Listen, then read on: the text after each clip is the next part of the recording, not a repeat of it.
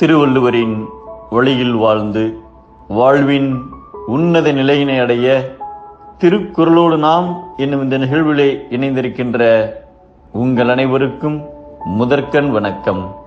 குறள் எண் 704, அதிகாரம் குறிப்பறிதல்.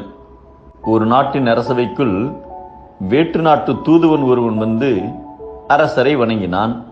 பின்னர் எதுவுமே பேசாமல் அரசரின் அருகில் சென்று அவருடைய சிம்மாசனத்தை சுற்றிலும் ஒரு வட்டம் போட்டார். அதன் பிறகு அவையில் அமைதியாக அமர்ந்திருந்தான். யாரும் என்ன கேள்வி கேட்டாலும் எதற்கும் வாய் பேசாமல் அமைதியாக இருந்தான். அவனுடைய செயலுக்கான காரணத்தை யாராலும் புரிந்து கொள்ள முடியவில்லை. உடனே அமைச்சர் ஒருவர் எழுந்து, அரசே, மர்மத்தை அறியும் திறன்மிக்க வணிகன் ஒருவன் இருக்கிறான். அவனை அழைத்து வந்தால் இந்த மர்மத்தை கண்டுபிடித்து விடுவான் என்றார். வணிகனை அழைத்து வர அந்த அமைச்சரையே அனுப்பினார் அரசர். உடனே அமைச்சர் வணிகனிடம் சென்று விவரத்தை கூறினார். வணிகன் சற்று நேரம் சிந்தித்துவிட்டு 2 கோழி குண்டுகளை எடுத்து சட்டை பைக்குள் போட்டார். ஒரு கோழியை பிடித்து இடுப்பில் வைத்துக் கொண்டார். அரண்மனைக்குள் நுழைந்ததும் முதலில் கோழி குண்டுகளை எடுத்து தூதுவன் முன் போட்டார். தூதுவன் தன் பையில் இருந்த சிறிய நெல்மணிகளை எடுத்து வெளியே தூவினான். உடனே வணிகன் தான் கொண்டு வந்த கோழியை கீழே விட்டான்.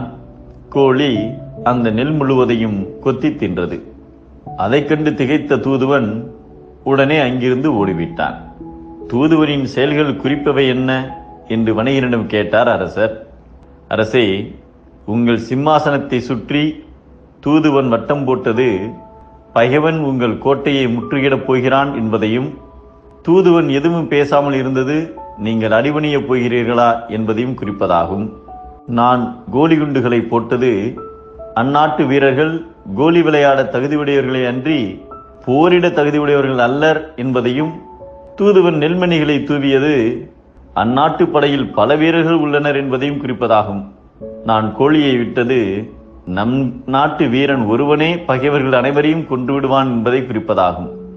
அதை உணர்ந்த தூதுவன் பயத்தில் எதுவும் பேசாமல் எழுந்து ஓடிவிட்டான் என்று விளக்கமாக கூறினார். அரசர் வணிகனின் திறமையையும் அறிவாற்றலையும் வியந்து பாராட்டி பரிசளித்தார். ஒருவன் மனதில் நினைத்ததை அவன் கூறாமலே அறிய வல்லவரோடு அவ்வாறு அறிய மாட்டாதவர் உறுப்பால் ஒத்திருப்பினும் அறிவால் வேறுபட்டவராவார் என்பதை குறித்தது கூறாமை கொள்வாரோடு ஏனை உறுப்போர் அணையரால் வேறு என்கிறார் நம் தெய்வப்புலவர் திருவள்ளுவர். குறிப்பறிவில்லாத தன்மை தாழ்வு, குறிப்பாய் அறிதலே மனிதத்தின் உயர்வு. மீண்டும் அனைவருக்கும் நன்றி, வணக்கம்.